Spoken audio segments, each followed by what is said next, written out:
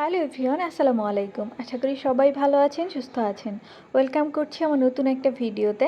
আর আমার ভিডিও আপনারা কে কোথা থেকে দেখেন কমেন্টে কিন্তু অবশ্যই জানাবেন। এটা জানতে পারলে আমার অনেক বেশি ভালো লাগবে।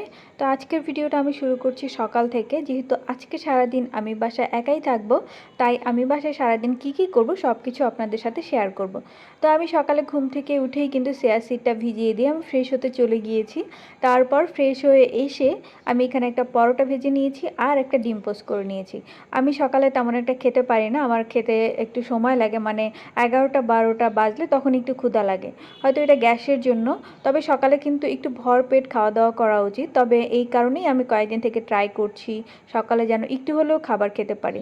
তো আমি এখানে চিয়া সিড আর পরোটা ডিম নিয়ে রুমে চলে গেলাম। খাওয়া শেষ করার পর আমি বেশ কিছু সময় বসেছিলাম, আর এর মধ্যে আমি ফোনেও কথা বলেছি, ফোনে স্ক্রল করেছি।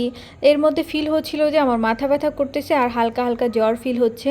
তো ভাবলাম এক কাপ চা খাই, চা খেলে হয়তো বা মাথা ব্যথাটা কমবে। তো আমি কিচেনে চলে যাই চা বানানোর জন্য, আর চাটা বানিয়ে আমি আবার রুমে চলে আসি। আর এখন আমি একটু সিজুর সাথে টাইম স্পেন্ড করব, কারণ সিজু হচ্ছে সারাদিন আয়নার সামনে দাঁড়িয়ে দাঁড়িয়ে খেলে।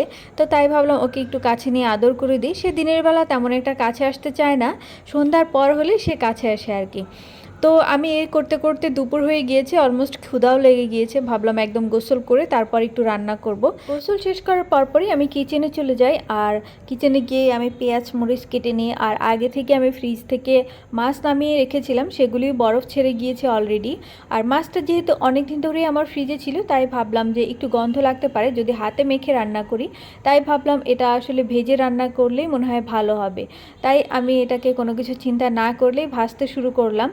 আর এখানে আমি ছোট একটা আলুও দিয়েছি, আলুটা আমি একটু ভেজে নিচ্ছি। আমার কিন্তু মাছ ভেজে নেওয়া একদমই রেডি। এখন আমি জাস্ট এটাকে মশলা দিয়ে কষাবো একটু। তবে কয়েক মিনিট কষানোর পর আমি এতে পানি দিয়ে ঢেকে দিয়েছিলাম, আর ঢাকনা ওঠানোর পর আমি এখন দেখব যে আমার মাছ কত দূর হয়েছে।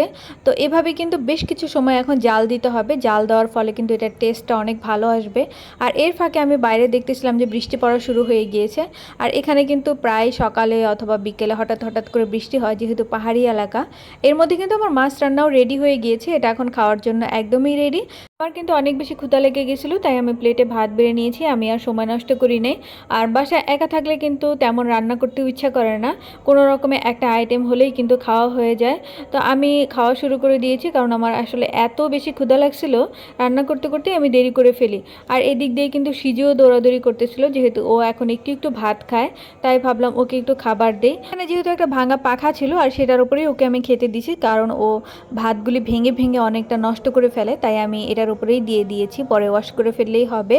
তো এই ছিল আমার আজকের ভিডিও। দেখা হবে অন্য কোনো ভিডিওতে। সেই পর্যন্ত সবাই ভালো থাকবেন, সুস্থ থাকবেন। আল্লাহ হাফেজ। আমার ভিডিও যদি আপনাদের কাছে ভালো লেগে থাকে, প্লিজ আমার চ্যানেলটিকে সাবস্ক্রাইব করে দিবেন এবং লাইক অ্যান্ড কমেন্টস করে পাশে থাকবেন সব সময়।